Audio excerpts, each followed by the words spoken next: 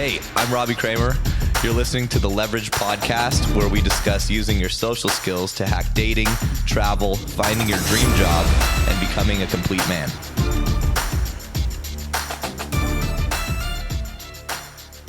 Hey guys, welcome back. We have a very special guest on today, Thom King from Gone Keto. And Thom is a personal development wonk, part biohacker geek, and part self-proclaimed serial entrepreneur. I like to think of myself as definitely a geek and serial entrepreneur as well. And in 1999, Thom founded Steviva Brands, which is now known as Icon Foods. And his mission is to provide consumers with a healthy alternative to sugar, which also led him to embracing a ketogenic diet and roll out an entire line of keto condiments. That's called Gone Keto. He sent me a sample of the stuff. It's amazing.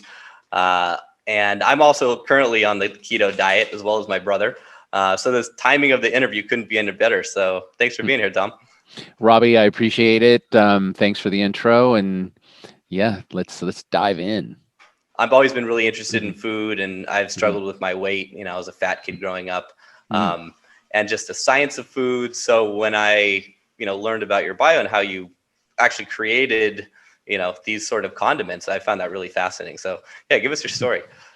Well, I got into the sweetener business by, I guess you could say, serendipity. So I was living in Arizona at the time, and I ran into this guy. He was like, he used to go on these trips to the jungles, and he would find various types of herbs and stuff like that. And his name was Jim May. And I think Jim May is sort of the OG of stevia. And because when I met him, he just brought it back from Paraguay, and he's like, check out this little jar of paste that I've got. And I tasted it, and it was crazy. It was like probably 25 times sweeter than sugar. And I was like, whoa, and he tried to explain to me how there was no sugar in it. And that was the rabbit hole. That was me taking the red pill. And right. I was like fascinated by how these sort of sweet constituents could be in plants and fruits and stuff like that that not a lot of people know about. Like, people know about sugar, because it's everywhere, and fructose, because that's what's in fruit. But there's this whole other world of like sweetening compounds that people don't know about. So at that point, I was like, wow, if somebody could just take this, this extract and actually, develop it and use it as a replacement for NutraSweet, which was aspartame at the time.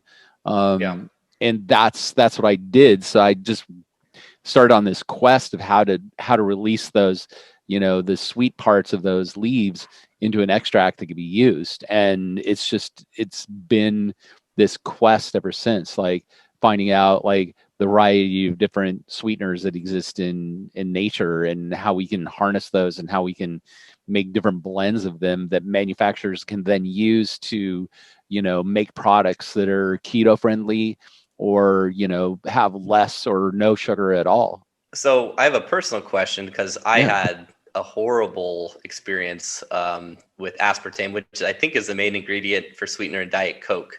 Yeah, aspartame is an interesting thing. And so let me ask you this question. So you had an interesting experience with aspartame. So aspartame is created from phenylalanine, which is an amino acid. And so if somebody suffers from PKU, which is the inability to be able to actually metabolize phenylalanine, it can put you into a coma. It can give you headaches. It can cause all sorts of havoc. Was that what you experienced? I was experiencing this constant urination, like a ridiculous amount. And I was also like a Diet Coke, what they call them, Diet Coke head. And so this was when I was like growing up, because my mom replaced regular Coke with Diet Coke. Yeah. So we all got hooked on Diet Coke, and it just led to a ton of like bladder issues and all sorts of stuff. And I just thought it was normal, but little did I was drinking 6 or 7 Diet Cokes per meal, free refills. They were just going down. And then it wasn't until like the end of when I graduated from university, that I was like, okay, maybe there's something going on here. So I cut the Diet Coke and all the problems went away. But that's when I realized, like, wow, some of the, the stuff that is supposedly healthy is really not. It's not, and it's not stable under heat too. So like if you heat it, it can turn into formaldehyde. So there, and a lot of because I get the same thing with Diet Coke. Like I can't drink Diet Coke. If I drink Diet Coke, I'll be going to the bathroom every 10 minutes. And, right. And so I did ask my health practitioner about that. And he told me that the combination of artificial sweeteners and carbonation actually is a bladder irritant. And so your body tries to get rid of it. And that's, I wouldn't drink it. Yeah, I feel great when I don't drink it. I still love it, but yeah, I just stay. I know, it's amazing. Like, what's funny is I'm actually writing this research paper right now on a variety of different sweeteners. And there was a guy that actually there was a professor, a PhD, who worked for Coca-Cola and worked for him for decades. And his specialty was sweeteners. And so I've been, using a lot of his work and a lot of other people's work in a variety of different sweeteners. His name's Grant Dubois, and he is like the godfather of sweeteners. And when I was rolling through like his research papers, it's so interesting to see like the process that they used in developing Diet Coke. Like they have, a different array of sweeteners and compounds that are actually made to sort of trick your palate, like, wow, this tastes exactly like sugar. And Diet Coke is amazing. Like I actually find it to be better than regular Coke. Like same. It's just, it's lighter. It's just has this amazing, this amazing flavor to it. But the thing that I realized is that, when you put those kind of compounds, those artificial compounds in a beverage like that, and then you consume it, you have the benefit of calorie abatement. So you're not getting all of those calories, right? But what happens is your body doesn't know what you just introduced to it, because it's not a function of nature, right? Like you don't find aspartame in nature or sucralose in nature. So your body analyzes it and it's like, okay, so it's sweet. This must be sugar. So your brain actually creates a little bit of an insulin response to it. So while you're saving all of those calories, your body still, your metabolism still functions as though you had sugar, which I find infinitely interesting. Yeah, it's so crazy. And it's interesting how there's so many ways that you can modify food that will have a totally different effect. But the way that food is marketed to us is, from my experience, like pretty crazy. Like I think I got in trouble growing up, it was like an 80s kid, 90s kid, it was like the fat-free craze, but that was just all sugar. So it's like everything was fat-free. My mom would bring home these fat-free Entenmann's, cakes and a whole bunch of crap like that. And but it was we all got really fat from all the extra sugar, which I correct me if I'm wrong, but that seems to be what was going on there, right? Yeah, and I think in the 70s and 80s there was like a collection of scientists and food technologists that actually had written papers on behalf of the sugar industry vilifying fat. Like fat is what makes you fat and sugar is what gives you energy. And so, that's where, like in the 80s, you saw a lot of products come out like, hey, you know what? Oreos are fat free. They're now fat free. And even to the point to where there was a product called Alestra that came out, I think in the 90s. And it was a modified fat molecule that your body wouldn't metabolize the fat. So it's like, hey, you can have potato chips now. You can have all of these things without your body absorbing the fat. And then in the small little cliff notes along the bottom, it said, may cause oily stool. So no big deal.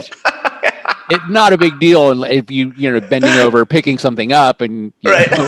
and you feel a sudden burst when you're sliding into first. But Right. it's like, yeah, and since then they've, Alestra is not even a thing. Like, no people are buying it. But for maybe like a 6-month period, people were on that big craze until, the side effects of Alestra kicked in. But it was still that sort of naivete of like, sugar gives you energy, fat makes you fat, and Right. which is completely the opposite now. I mean, people realize that fat is a great source of energy, and that sugar is what makes you fat because it triggers a metabolic response. Right. And what is it? I'm always curious. Maybe you have the answer to this. Why? So essentially, the body, um, when like bread, carbs, Mhm. especially like uh, starchy foods or Mhm. what's the word? Like processed carbs. Those kind of act in Right. the same way as sugar. Is that correct? They're processed similarly, Uh-huh. but the thing is that if you look at the glycemic response, like that term, when people hear, oh, that's high glycemic, I'm avoiding high glycemic carbohydrates, right? And so the difference is how quickly your body metabolizes the carbohydrates that are in a particular food. Like, if you eat white rice, like, white rice you'll metabolize it super quickly, and so that will bring on an insulin response. If you're eating something like a very cruciferous vegetable, like broccoli or cauliflower, so those have a low glycemic response, which means you can eat them, and it takes a while for your body to metabolize those, and then so your body releases insulin slower. That's the biggest difference. Like, if you eat stuff that's high glycemic, like popcorn and potato chips and things like that, I mean, those are the things that will spike your blood sugar levels in some cases. If you have, metabolic issues, but that's the big difference. It's just how fast your body metabolizes them. Gotcha. So how did you come across like the keto diet? Were you struggling with your Mm. weight, or give us a little backstory on your kind of health issues, if you don't mind? Well, I grew up as a fat kid, Hmm. and what's interesting is I even remember, like, how it happened. Like, my parents, when I was like maybe 10, 11, I think I was about 11 years old, sent me to go live with my grandparents for the summer, so they could get away from me, I suppose. And so my grandmother, loved her. I mean, she's a beautiful woman.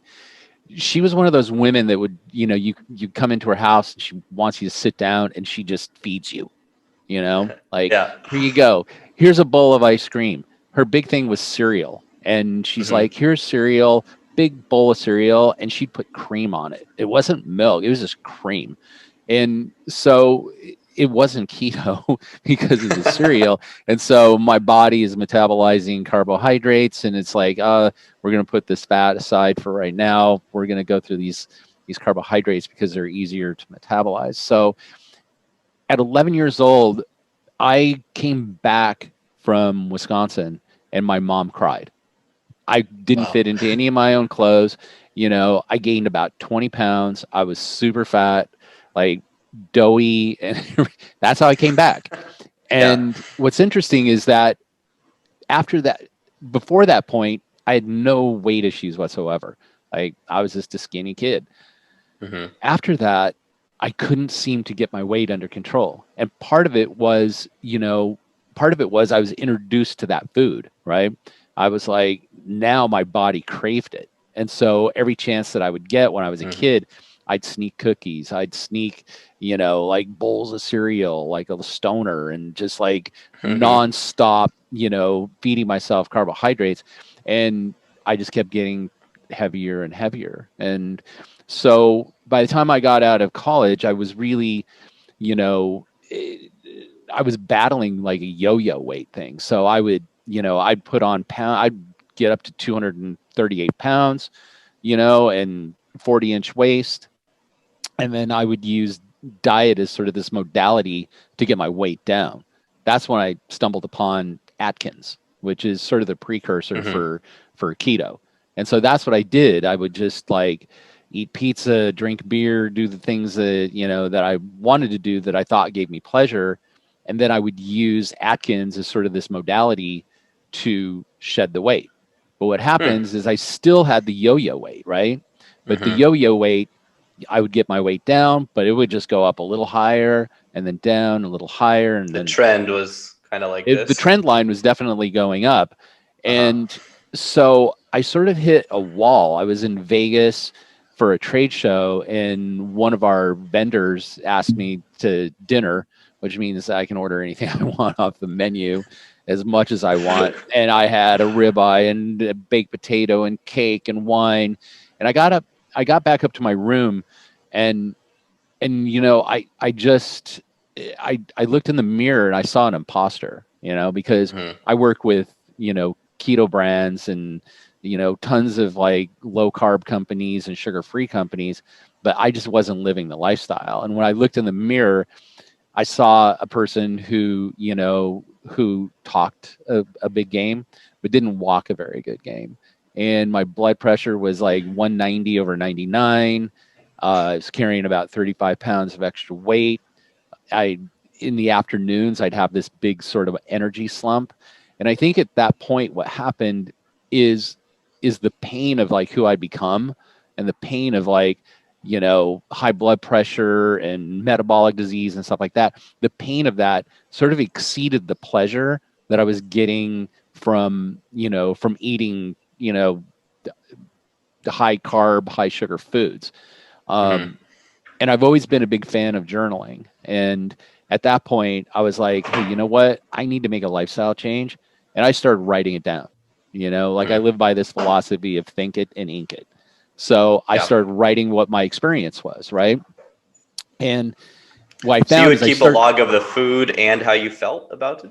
Oh, I was like, yeah, I was a freak about data collection. Like I was look, if I'm going to make I'm not going to diet anymore. Like diets are bullshit. Like they're temporary. Like it's like the Band-Aid that you put on.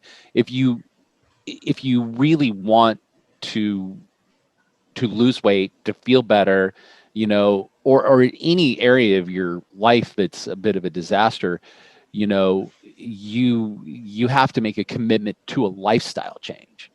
And so that's what I did. I just committed to this lifestyle change. I started writing it down. I weighed myself every single day. I checked my blood sugar levels every single day, blood pressure every single day. Like I did this and I charted it, you know, and I charted different things that I would do. Like I would, you know, if I introduced beta hydroxybutyrate into my diet, like to try to drive my keto lower, like what did I feel? What was, you know, how was my brain activity? And, you know, I introduced a lot of stuff that's sort of, I guess, questionable, you know, like I really got into the whole biohacking thing, like nootropics, like how can I expand how my brain is functioning? And I really documented the whole process along with charting my weight loss. And what I found is that it didn't take but maybe 4 to 6 months, and I lost 35 pounds. And so a lot of people would say, hey, that's the success story there, right? That wasn't. The success story was brain function and my energy levels. Like my energy levels were crazy. Like I had great energy. I was able to go to the gym. I didn't have an afternoon slump. You know, my, you know, cognitive abilities got a lot better.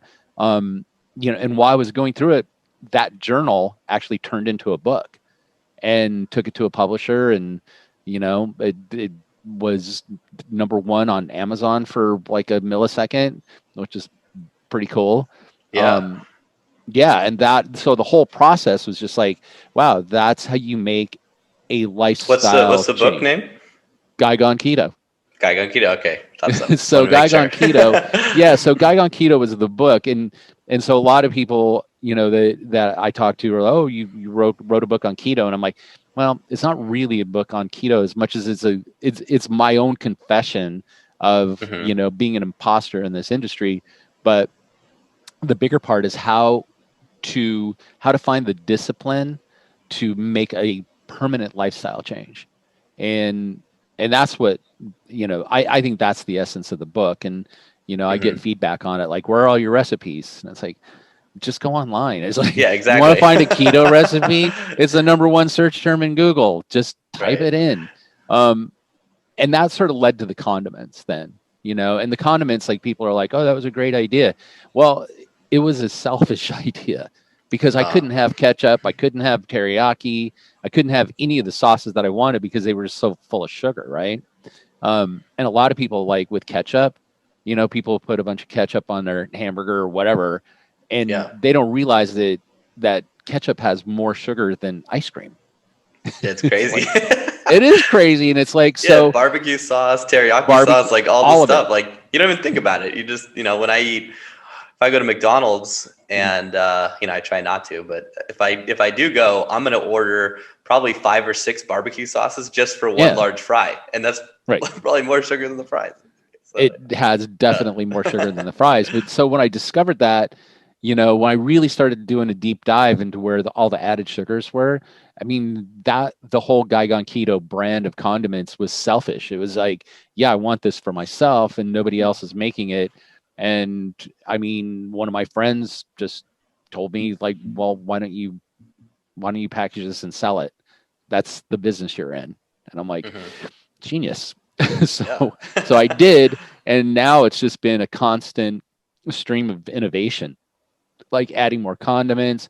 We've got a line of cocktail sauces, cocktail syrups that are coming out because I like to drink occasionally, and Hmm. but you can't have a margarita because they're Right. so loaded with sugar.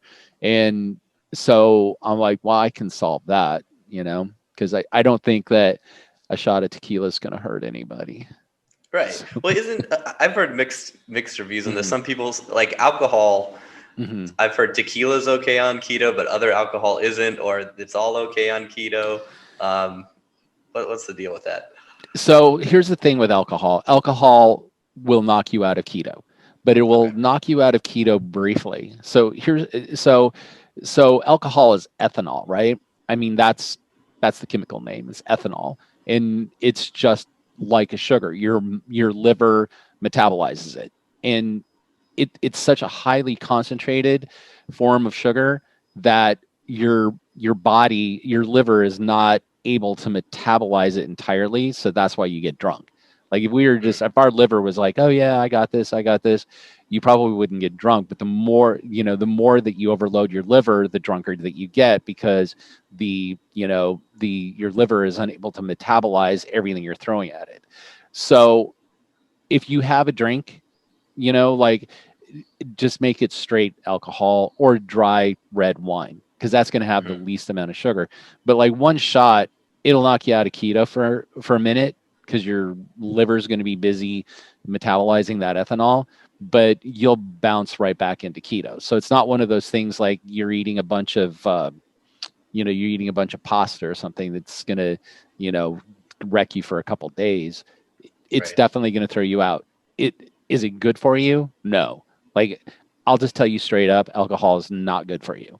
It's poisonous. And Yeah. and one thing that's interesting too is that the things that it does to your sleep. Like, sleep is the most sort of regenerative thing that we've got. Like, it's just, that's what rebuilds us. That's what helps us flush out all the used up peptides in our brain and stuff like that. But what happens is, when you drink alcohol, it disrupts your sleep. You're not able to get enough deep sleep. And it also, what's super interesting is it raises your resting heart rate, which also is an indicator of stress. So I'm not advocating people going out and getting hammered, but you know what? I like a glass of whiskey once in a while. I like a Huh. margarita once in a while, and I guess I'd rather be a good liver than have one. Right. Yeah, yeah, and it's. I mean, when I'm on keto now, and the few times I've been out in the last couple months, I've been testing my my pee with those pee strips or Mm-hmm. whatever. Yeah. And I've noticed that, I'll have a few shots of whatever tequila or something, Mm-hmm. and then that night I won't be, in ketosis, but then Mm-hmm. the following morning I will be.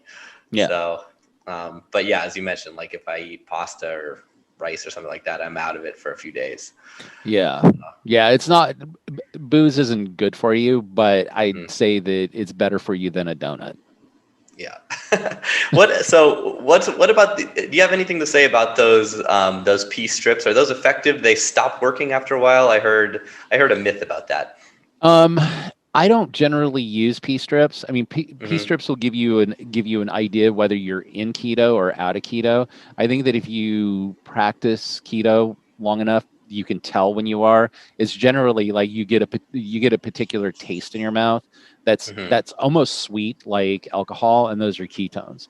But Mm, if you start recognizing, your body's sort of natural functions when you're in keto, you probably don't even need to use the strips. The strips are not that accurate. Probably the best thing that you could use is like is a is blood. So you can use like a blood glucose monitor. Some of those will also test for ketones when you use ketone hmm. strips. And I think that Keto Mojo is a really, really good one. I got one of these at a trade show one time, and it's super accurate. And I think if you're going hardcore with it, I don't know if it's anything that you would do every single day if it's not an obsession of yours. Like for Hmm. me, jumping into it and doing all the data collection, I wanted to know exactly what my ketone levels were. So I did blood strips. But I don't think it's necessary. I think that once you adapt yourself, you kind of know when you're in and out of keto. Right.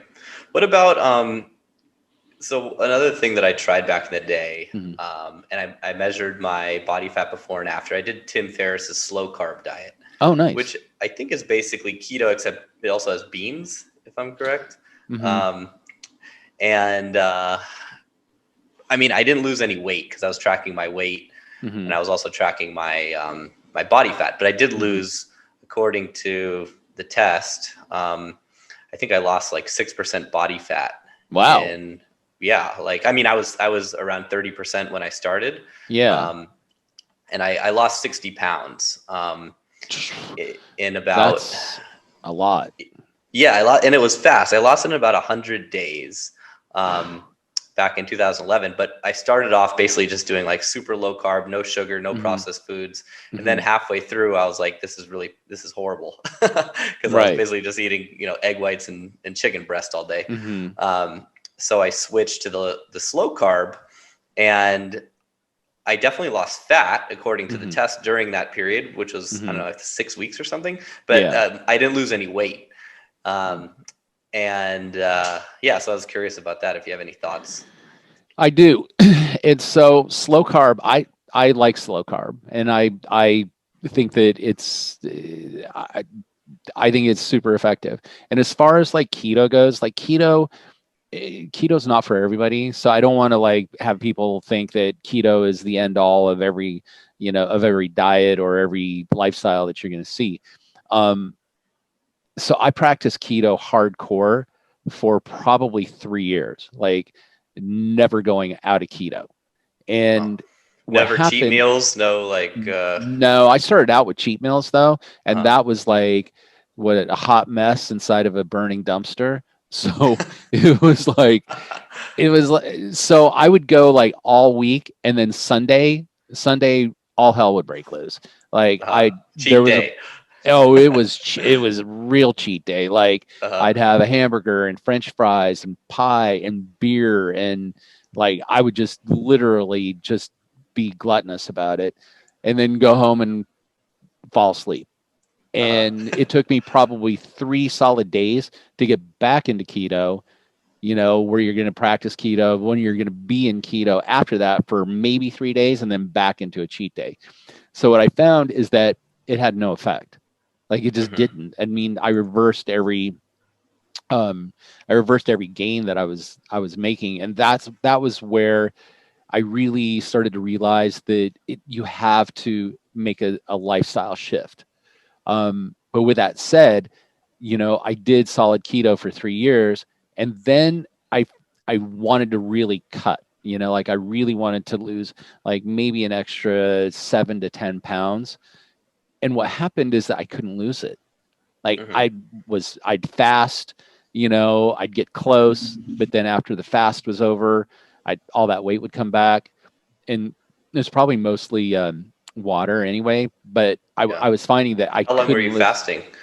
I usually did a 48-hour fast, so I would start on Friday night and then get back on food about 1 on Monday. So I mean, those are easy fasts. Like a lot of people dread the F word. I like it. I love fasting. It's not anything I would do during the week, because you do have to hang low sometimes. But I enjoy it. I enjoy how I feel afterwards. And, it's not so tough if you do it over a weekend. And you have to realize too, half the time that you're fasting, you're sleeping. So Right. I've been using intermittent fasting for the past about a year. And yeah, I feel great. I typically do 16 to 18 hours. Yeah. I haven't done the full 2-day fast that you're talking about, but towards the end of a fast, I'll stop eating at 6 in the afternoon, and around like noon or 2 the next day, I really start to feel a lot of energy, especially if I work out at that time. But so when you were, and I was, my idea in my head is like, keto will get me down to a certain level, but I'll still feel like I'll have this body fat. That's kind of what I've still like had love handles or had areas where I haven't been able to lose. And my thought process is always like, okay, if I can just maintain a steady amount of like intermittent fasting, it should take care of that. Is that what you're talking about a bit, or? Yeah, that's well, I tried I integrate. I mean, I still do intermittent fasting, but the one thing that I found that was pretty effective for me is cycling in and out of keto. So, I ran into a friend of mine, Mark Sisson, at an event. It was like, I know Mark. I saw him speak a while back at a conference. Yeah, he's awesome. He does not pull any punches. So so I saw him and I'm like, geez, I don't know what to do with this. It's like I've been doing keto for like 3.5 years. I still have 5 to 10 pounds that I just really want to lose to get cut. And he's like, you obviously don't have any metabolic flexibility. And I'm like, metabolic flexibility. And so that took me down another sort of rabbit hole. And then it was that, and then wind sprints. He's like, do wind sprints. So I think high intensity workouts like wind sprints, things where you get your heart rate up for, a short period of time, and you just keep hitting it. I think that helps. But also what helped me is cycling off of keto, which sounds frightening because then you got to get back into it, and your body adapts to having carbs, which means that, your microbiome shifts a little bit, and that creates carb cravings afterwards. But, I would introduce like black soybeans. I would introduce like sweet potatoes and yams and stuff like that. I think so that's going like crazy carbs. You're doing still like healthier. Oh yeah, it was never bread and French fries and baked potatoes. I mean, it was never our pasta. It was never anything like that. But I did introduce, some higher glycemic carbohydrates. Like the like sweet potatoes and yams, and that broke it. I mean, I still like right now. I have what I'm calling COVID weight. Because I can. It's probably just like it's winter, and so I put on like 8 pounds, in the past year since COVID. Because it's harder to go to the gym. It's easier to self-medicate. And self-medication can be alcohol or beer. Like beer is like that's kryptonite for me, because if I get home, it's like, I made it through another day and I don't have the itis. And it's a reward. Yeah. Right. Yeah. Because everybody's at war right now. It's like, we're just trying to survive. And so you get home and it's like crack a beer. So, I mean, I'm I don't think it's worth beating yourself up over, like a lot of people are like, oh my God, I ate a carb and, now I'm going to start cutting. Um, I don't think you should take anything to that extreme. So, Yeah. so I'm carrying about 8 pounds of extra weight. I don't really like it, but I know now that I can use keto to get that weight off.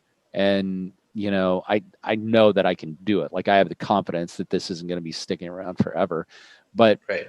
but going back to the point of metabolic flexibility, I think it's just smart to cycle off of keto maybe every 6 to 8 weeks and have a week where you're eating carbs. Don't go crazy with the carbs. No donuts, no pizza. Just People are gonna hear add, that and be like, yeah, yeah, run straight to like, Krispy Kremes. exactly. So don't do that, but you can start adding some carbs in. And what you're going to find is your body is able to shift easier from burning, glucose to back to burning fat. So the carb cycling or the keto cycling, Mm-hmm. that's every 6 to 8 weeks. Or That's what I do. I mean, and I've uh-huh. also, but keto's like, if you get 5 people in a room that do keto, you're going to have 7 opinions. So, I mean, everybody's got a different opinion on things. Like I've run into a fairly substantial contingency of people that believe that that keto carnivore is the way to go, Right. but that's so counterintuitive to what keto is, because if you have too much protein, um, if you eat too much protein, you'll throw yourself out of keto. Oh, really? Um, I don't know. yeah, because your body is unable to metabolize uh, that much protein, and so when it gets metabolized, your body stores it as glycogens. So it's actually saving it in your muscles as sugar, that you can Interesting. Huh. use later. So that's why. So a standard ketogenic diet is 70% fat, 20% protein, and then 10% low glycemic carbs.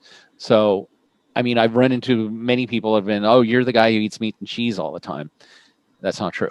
It's like if I ate meat and cheese all the time, I'd be totally out of keto because I'd be storing up all of the glycogens in my muscle. The most important thing is getting enough fat, like avocados and salmon and nuts and a variety of different oils, like olive oil. Just eat olive oil. It's good for you. So Just put it on salads or take shots or I you mean, could I do take a both shot of sometimes. it. Yeah, Yeah. I don't think that would hurt you taking. I think it would be Hmm. good for you taking a shot of olive oil. I mean, those are really good fats. Like fish oil is really good fat. I think the more good fat that you get, the healthier that you're going to be. Like your body is also going to satiate you, so you're not going to be hungry. I mean, that's the Yeah. beauty of keto, is it's got so much fat in it that you just never feel hungry. Right. Um, I've and been I've been eating so many avocados, mm, especially down here in Mexico. I love guacamole, so I'm just making guacamole basically, almost every day. nice. Um, and is there any danger to eating too much avocado, or I don't that's think so. I mean, you okay? could Good. put them in smoothies. I mean, you need to Hmm. make sure that you're getting enough fiber. I mean, avocados have some fiber, not a ton of fiber, but avocados are almost a perfect food, Yeah. And if you're putting other things in it, like chopped up onions and tomatoes and cilantro, I'm getting hungry now. Yeah. And so if you're adding things to it and you put it on some salad, or you're making sure that you're getting enough fiber, and then have some protein in there, like chicken breast, or not, chicken thighs, steak, whatever Hmm. protein source that you got, you're going to be in fine shape. I stick with the guac though. Great. Perfect. Sorry, I cut you off there. What were you saying before I interjected about the guac? I forgot. Um, I think you were just talking about getting enough fats and Oh yeah, that's key. mhm, Getting enough fat. Oh, I remember it was keto carnivore, right. and everybody's got a different opinion, because some people are like, well, how about dirty keto? And I'm not even really sure that dirty keto has a definition. People throw it out there for adding things into a keto diet that aren't keto, or eating foods that are packaged that Hmm. claim to be keto. Keto carnivore, I've had a lot of people tell me keto carnivore is really the way to go. Counterintuitive. I tried keto carnivore for like a week. I did lose a lot of weight, like 7 pounds in 1 week going keto carnivore. But I don't think the juice is worth the squeeze because you do get some side effects from it, like gastrointestinal issues that it's just not worth it. Yeah. Eat a balanced diet. And keto carnivore is just pure meat, right? There's Yeah. no cheese either, just meat. I think you can eat cheese on it. I think they try to get you to refrain from it, but it's mostly red meat too, like steaks. Right. Like It's like a big steak every day, right? probably My buddy more was doing than. it. Oh Right. yeah, I've seen people Yeah. eat three ribeyes in one day, and it's like Jesus. What not about sure that that's good for you. Yeah, I mean, my mom always, we have like a high cholesterol that runs in the family. So she's always kind of like, are you sure your cholesterol's not high? You're eating a lot of eggs and a lot of meat. Like, is there anything, because I've heard these myths about there's good cholesterol, there's bad cholesterol. Some people are like egg yolks are good for you, but other people say they're bad. Do you have any thoughts on that? Yeah, I mean, cholesterol can be an issue, but I don't think it's as big of an issue as what people might think.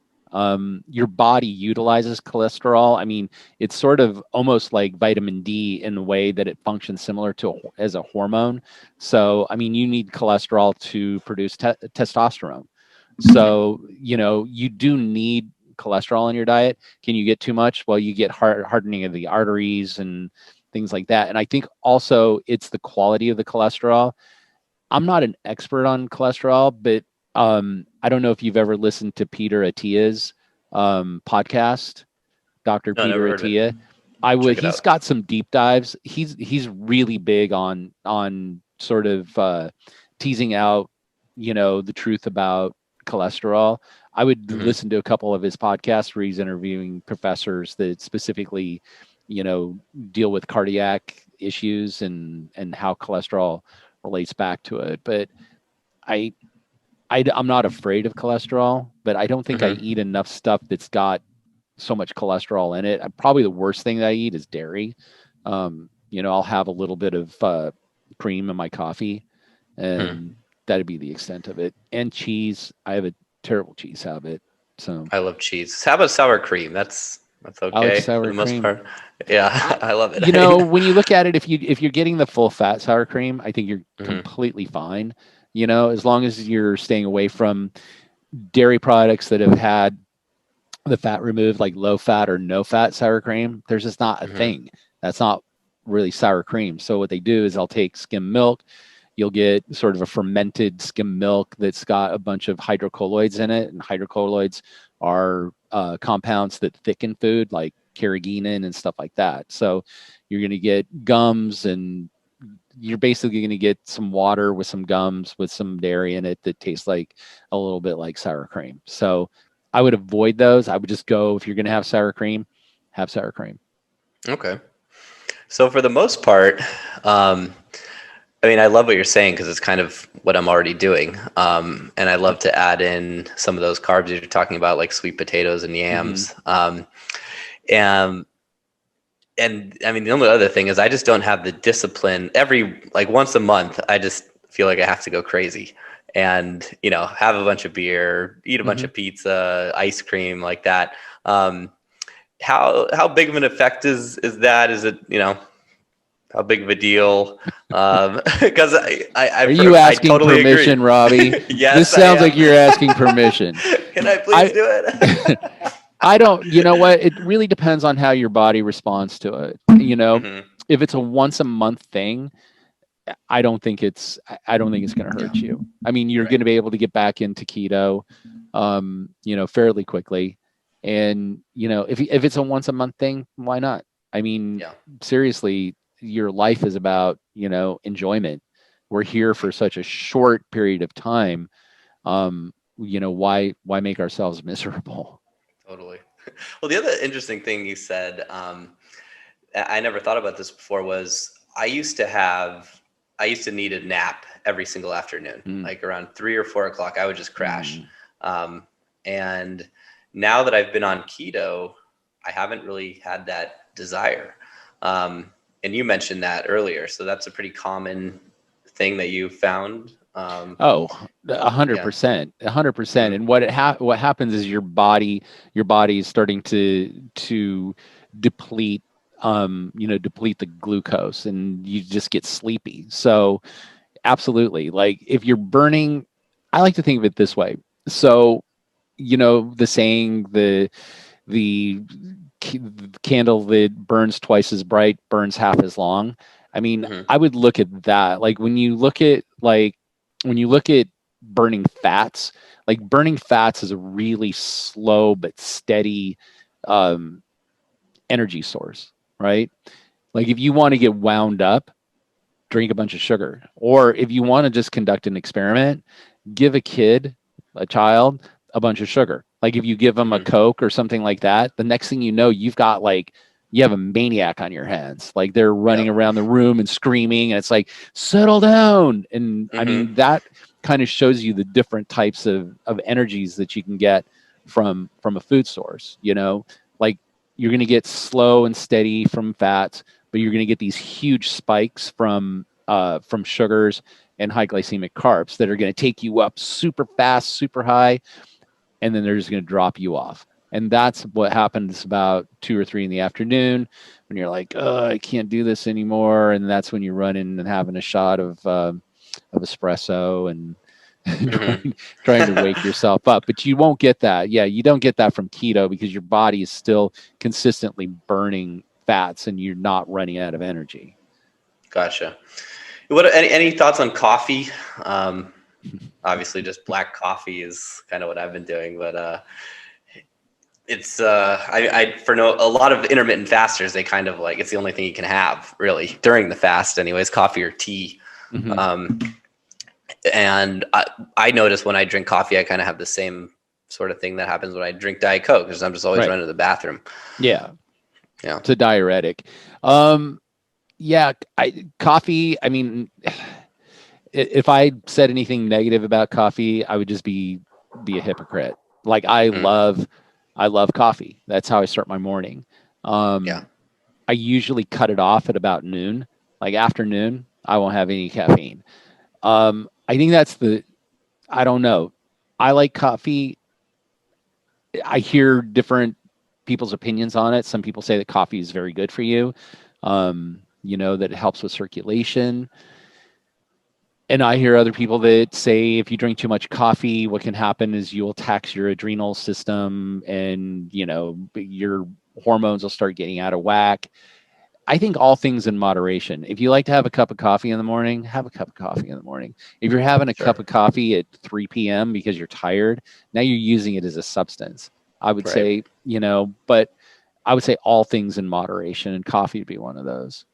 Okay. And do you have any thoughts on different? I know you talked about wind sprints. I had totally forgotten about that, and I have many friends and clients who swear by wind sprints. So I'm glad you brought that up. I'm going to go do some after this call. um, but what was your experience doing? Different sort of workouts. High intensity interval training versus heavy lifting, anything like that. And Mm-hmm. hold on one sec. Someone's banging at the door here. They want to come in and join us. Yeah, I think it's the cleaners that are here early. Uh,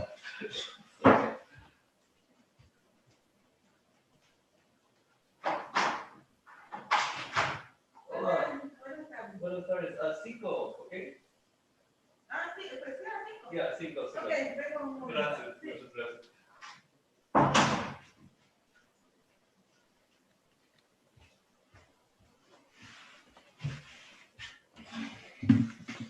All right, we're good. Perfect. Okay, and then so what was the question you just asked me again? Yeah, well, do you have any thoughts Oh, on on workouts. words? Yeah, high intensity interval training. We talked about a little bit sprints. What about Mm-hmm. heavy lifting? A lot of people, if they're trying to build muscle, Mm-hmm. they'll do things like carb backloading, or they'll carb up, carb cycling, all that stuff. I'm probably butchering the Right. names, but yeah. Yeah, no, you're not at all. Actually, I'm not a bodybuilder, Hmm. and I don't really have any desires to be a bodybuilder. But what I can tell you about my workout routine, um, my work, I like to work my core, so I mean, I do a lot of sit-ups, I do a lot of push-ups. um I try to run every morning. that would be that would probably be 5 days a week, and in between those days, like on Tuesdays, Thursdays, that's when I do heavy weights. And I use the heavy weights to build muscle, but I also like to do a lot of squats too, because I think that keeping, you know I think a person's core is really, in their, ab area. But I also think having strong legs, I mean, is key to having stability in your entire body. So as far as workouts go, I mean, it depends on what you're trying to achieve. Like if you're trying to be a bodybuilder, your workouts are going to be completely different. If you're just Right. trying to keep fit and keep toned, I think that doing high intensity training a couple times a week, um, and intermingle it with with weightlifting. I think if you break it up, that's the best thing that you could do. Wind sprints are badass. Yeah. I would always recommend wind sprints, at any time, because those get your heart rate going, and it's painful while it's happening, but when it's done, you're like, hell yeah. Yeah, you feel great. I have a dog and he likes chasing me, so it's a little added benefit. He gets a workout in. Yep, But totally. And yeah, then then he sleeps better at night, and you sleep totally. better at night. Nice. Yeah. So thanks so much for all the info. I mean, just from a Sure. selfish perspective, this has been insanely valuable, and Oh, timing is good. perfect because I'm trying to slim down a bit here. But so what's next for Guy Gone Keto, and what are your what are you doing with the company? Or anything exciting happening soon? I'm just going to make more stuff. I'm just going to Hmm. continue to make Nice. more stuff that I like. And if people like it, I think that's going to be awesome. If they don't like it, then it probably won't sell. And I'll probably just keep it all for myself. But there's probably the next thing that's in the pipeline for me is really sort of abstract, but it's fun, and it's called Keto Mouth Killer. And it's actually a tooth powder, because a lot of What's people, what's a tooth powder? Just something it's you like, put yeah, powder. no, Uh-huh. you just, so instead of like, toothpaste where you just put it on your toothbrush, Hmm. this, you just actually dip it into a powder and brush your teeth that way. So, I mean, it's Hmm. sort of old school. Like that's how they used to people brush their teeth back, at the turn of the 19th century. So they would use tooth powders because they didn't think of using paste. I like it because it gave me the flexibility to add compounds that you're not going to find in normal, toothpaste. Like I use some antimicrobial stuff. I use a lot of different types of salts, because what happens is, like, if people are in keto, a lot of people have, you know, coined the term keto breath. Right. You're like, whoa, what's going on there? Um, this I designed specifically to neutralize that. Hmm. Um, and so I'm kind of excited about it because I love the product. So, That's cool. How do and you how well, do you how do you test something like that? You just have a bunch of people on keto, trying it and then breathing on people, or there's probably a more scientific way, I'm guessing. I Or think that people know when their breath smells like crap. So if people could tell them, or it's just a taste you have or something like that. But yeah, yeah. anytime I'm developing something, I'd always do like a lab version of it. So maybe I've got a couple hundred samples, and then I just Hmm. send it out to people that are like, hey, put me on your list. And then I like to get their feedback. Hmm. I mean, with every product that I do that because I mean, it's free. Like people always Yeah. want free Right. product, and it's like, here, I'll give you this free product. You tell me what I can do to make it better, Hmm. and then I can get a bunch of opinions at once, put it into a database, and see what the common issues are with it to make it better, and go from there. So yeah, with the Keto Mouth Killer, I got it out to a bunch of people, and they're like, a lot of them didn't really like it because I have activated carbon in it. And Hmm. so when you're brushing your teeth and you spit it out, it's black. Oh, really? So a lot of people are like, yeah, Whatever. that's weird, but it Yeah. really helps with tooth whitening. It really helps with, amazing sort of antimicrobial characteristics. Hmm. So I'll stick with it. I'll send you some. Yeah, I'd love to try it. It's weird. I don't notice. I don't notice anything about my breath. Mm-hmm. My girlfriend hasn't noticed either. She would tell me if she did. Is it possible that some people just don't get that effect from it? Yeah, I think it's probable that some people don't get that effect. I don't get it either. Like I've never had anybody, back away and say, "What the hell happened here?" And I mean, I don't get that. Hmm. But you can get a certain metallic flavor in your mouth, Uh-huh. and this just wipes it out. So I like to call it Keto Mouth Killer, but it's just not to make somebody's breath smell better. Right. I think it also helps with neutralizing a lot of the lipids, like the fats and stuff that you're consuming on a daily basis. Um, I like it. Okay, cool. So where can people pick this stuff up? They can go to guygoneketo.com. If you go there, get on our list. Let us know if you want to be, a person that tries our products, be part of our team. So you can go to guygoneketo.com. If you want to check me out on the socials, Guy Gone Keto on any of the socials. If you want to see what I do for a living, because Guy Gone Keto is my side hustle, you can just go to iconfoods.com. Check us out there. Direct message me, email me. I'll get back to you. Awesome. Well, yeah, guys, give this stuff a try. I think it's awesome. I love it. And Tom, thanks so much for coming on and sharing all your wisdom. It's been super valuable. Well, thanks, Robbie. I appreciate you having me on. It was a great conversation. Thanks for listening. If you want more, go to innerconfidence.com and don't forget to subscribe to this podcast for the latest episodes.